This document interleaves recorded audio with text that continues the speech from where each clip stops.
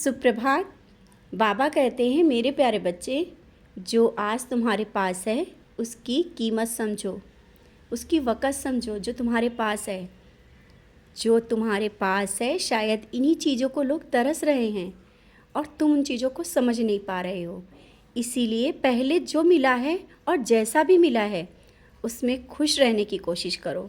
बार बार तुमसे मैं समझा रहा हूँ, जो तुम्हारे पास है उसको देखो और खुश होने की कोशिश करो।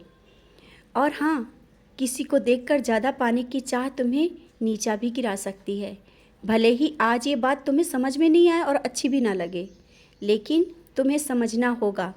जब तुम स्वयं में अपने पास वो सब महसूस करोगे ना, तुम्हें मन में प्रसन्नता रहेगी और जो बिना वजह मन में अशांत रहता है ना, वह भी शांत रहेगा।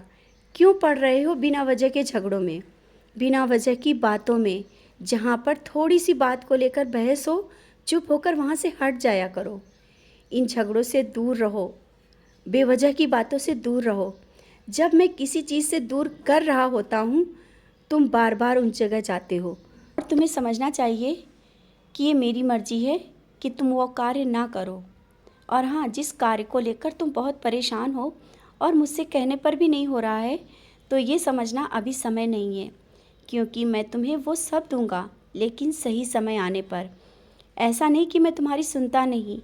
क्यों ऐसे ख्याल मन में ला रहे हो? मैंने कहा ना, मुझे सदा जीवित ही जानो। फिर कैसे भूल जाते हो और स्वयं ही सब विचार कर बैठते हो, बाबा मेरी नहीं सुनते, मुझसे कोई गलती हुई है और क्या नहीं, सब मन में विचार लाते हो। बच्चे, तुमसे कोई गलती नहीं हुई है।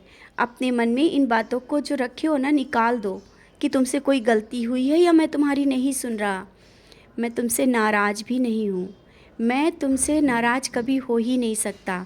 और जो तुम सोच रहे हो कि मेरे साथ इतना गलत क्यों होता है, बार बार ये चीज़ें क्यों होती हैं, बाबा क्यों नहीं ये सब देख रहे हैं? मेरे साथ गलत होता है और बाबा देखते रहते हैं। बच्चे, समय का इंतज़ार करो, सब देख रहा हूँ, सबको जवाब मिल जाएगा और सब तुम्हारे कार्य सफल होंगे। वो सब जल्दी ही, इसी महीने के अंत तक तुम्हारी परेशानियों का अंत होने वाला है। बस तुम सबूरी रखो। क्यों रोते हो सबके सामने? तुम जब किसी के सामने रोते हो तो वह तुम्हें कमज़ोर समझ लेता है। रोना बंद करो, मैं हूँ तुम्हारे साथ। और जब ये संदेश सुन रहे हो ना, तो मुझे देखकर अनुभव करना, महसूस करना, मैं अपने होने का एहसास तुम्हें दे रहा हूँ। तुम मन में ये क्यों बात ला रहे हो कि मैं तुम्हारे घर में कोई चमत्कार नहीं दिखाता या तुम्हारे हाथ से पानी या दूध नहीं पीता? सोच लेते हो कि मैं तुम्हारे घर में नहीं हूँ और क्यों देखना चाहते हो चमत्कार? मुझ पर विश्वास नहीं है क्या? ये समझ रहे हो कि मैं नहीं हूँ? तुम्हारे घर में भी चमत्कार होगा। तुम चमत्कार देखना चाह रहे हो ना? हाँ, चमत्कार होगा जो तुमने सोचा भी नहीं होगा। बच्चे, मैं तुम्हारे हृदय में हूँ, तुम्हारी भक्ति से बहुत खुश हूँ और तुम्हारे जीवन में खुशियों की कमी होने नहीं दूँगा। और क्या चमत्कार चाहिए?